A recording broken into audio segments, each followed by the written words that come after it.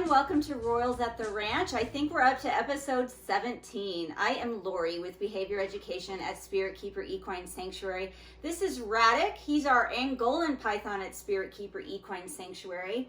He was up and about and wanted out, and so he's going to be enjoying one of our exercise spaces while I make this video. All of our royal pythons at the moment are either in hiding or they're out resting and showing no interest in coming out. And as you know, I don't force them to come out for videos. So unless they come out on their own, I just leave them alone. We're in the middle of telling Fulcrum's story. He is our almost 6-year-old adult python Regis, and he only arrived here in April of this year at age 5.5. I have shown you a few other videos that have Fulcrum in it. One video was us setting him up in quarantine, and the next video was us arriving home from his first vet visit where he had a physical exam, he had virus testing, and he had a microchip implant. And then in last week's episode, I went over who Fulcrum is, his history, where he came from, what his life was like before arriving here. And all of this has generated a lot of questions from people about the quarantine tub, which ended up being his intermediate habitat, and how we heated that and how we provided UVB lighting in that. And I'm going to go over that right now. So let's go into the room where I've got that and Fulcrum, and I'm going to show it to you. Here we are in the room that Fulcrum's intermediate habitat is currently in. Now, we originally had this habitat in our quarantine space, and then when he was out of quarantine, we moved the habitat into a space where we have an exercise area. And I put it adjacent to the exercise area so that it was convenient for him to come out and get acclimated to that area if he chose. And he did choose to do that a few times, which was a major step in his habituation to life here. But I have put an enclosure in that space now that he is going to be moving into soon. And so I moved his intermediate tub into this room with some other snakes. But Fulcrum himself is going to be moving back into that other room. He's still going to be adjacent to the exercise area, but he's going to be in a bigger enclosure. He's going to be in a PVC type enclosure. But right now he's going through an ecdysis cycle. And actually, until today, his eyes were totally blue and grayed over. And I see that they've cleared today. So I would assume that we're going to see some shed skin soon. But this is his intermediate habitat. It was also his quarantine tub. And as you see, it is opaque. It's got some screen vents in it. It has his information on the front, but it has this sliding glass door on it. And this is a Draco portal from Specialty Enclosure Designs. It's really helpful if the snakes have the option to see out, because that helps them habituate to the household activity. It helps them learn human body language and learn human behavior because they're able to see us. So it's extremely important that they can see out and start learning about the environment outside of the tub.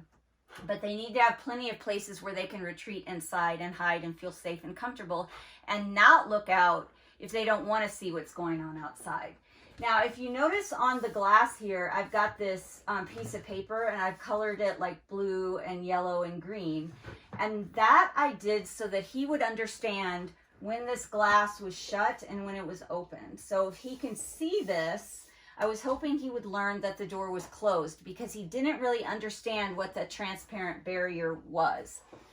And that when he no longer could see this, that signaled that it was open, and he's actually learned that fairly well just within the last few weeks. Most of the questions I was getting about this enclosure was how we were heating it and lighting it, and so that is what I'm going to show you right now. I'm going to take the lid off, and we're going to take a look at how I have his UVB fixture and his halogen heat lamp set up. This is the lid to Fulcrum's tub, and as you can see here, I have this lamp attached to it. I'll turn this over and show you what the backside looks like. But this fixture is from Arcadia.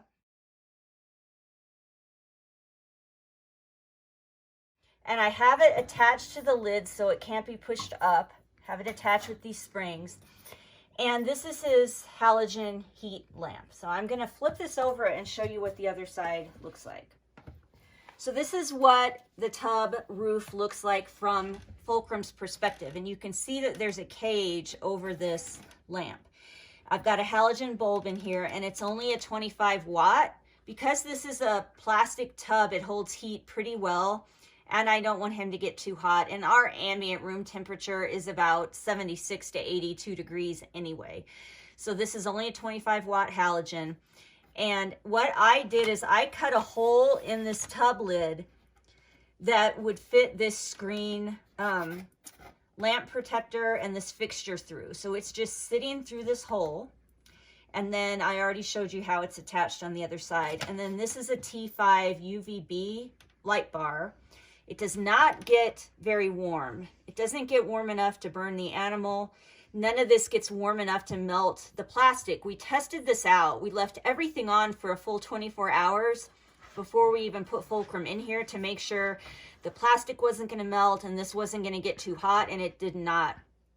And Fulcrum does not even mess with this UVB light bar at all. He does bask underneath these from time to time, but he's never pushed on this. He's never messed with this bar.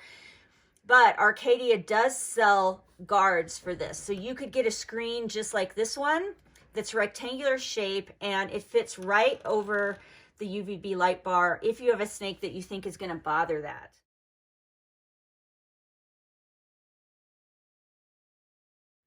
So this is how I have his UVB and his heat set up. Now that I've showed you what the lid looks like, I do want to mention that in case the room falls below, about 72 or 70 degrees, I do have a heat mat underneath this tub. It's one size larger than this one you see here, and I can turn that on at night to give him some infrared C heat, just as he would have in nature if the ambient temperature gets too cool for him. We've only really had to use that a couple of times because the room stays so warm. And then of course at night, the UVB and the halogen bulb are completely turned off. So now let's take a look inside of the tub, and I'll show you how I have it very simply set up in order to make sure that he had some increased environmental stimulation for his transition, but that it wasn't too overwhelming for him. Now let's take a look inside of Fulcrum's tank.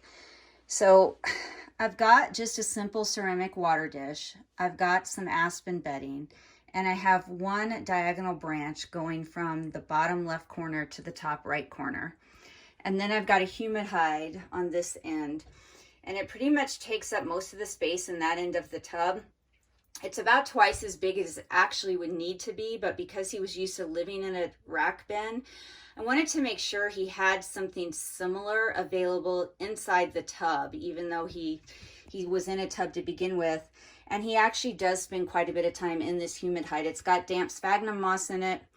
And then he also at times would spend time squished between the side of the humid hide and the tub walls. And this is sitting right under his UVB and his halogen. So it's a warm humid hide available to him. And then his heat mat is partially under the humid hide here and partially under the substrate right there. So he has the option, if he needs to use that, of being in the humid hide and using it, or just out on the substrate and using it. And then you'll see that he has this big, basically giant paper towel roll, but it's actually a mailing container.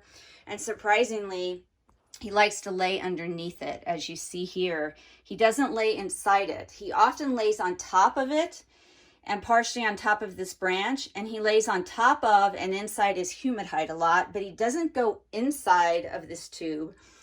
And when I first set this up, I had a black plastic rectangular hide from Reptile Basics in here.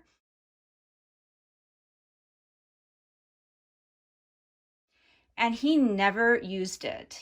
I think about 3 or 4 months went by and he never went inside it. He didn't even lay on top of it, and I ended up taking it out because he seems to prefer laying underneath this cardboard or laying in or on his humid hide. So this is very, very simply set up.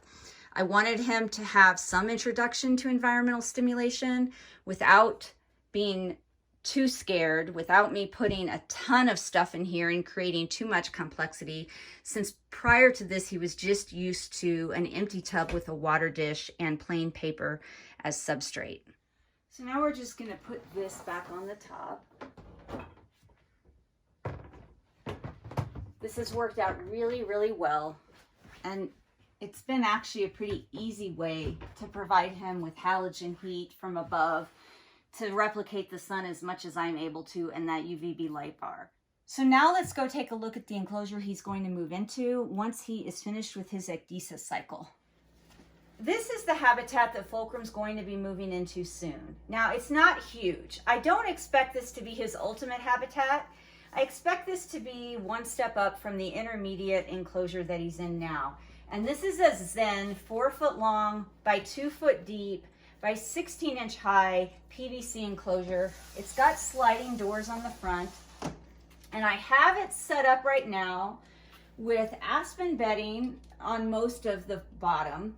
I have a pile of rocks here from outside, and I have these rocks sitting right underneath a heat source. So this heat source has a ceramic heat emitter on one side and a halogen bulb on the other side, and these are only 25 watts.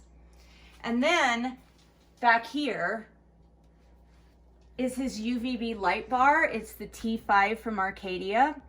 And as you can see, I have all of the heat and light on one end of the enclosure, and that's so that he has the option to access this if he wants.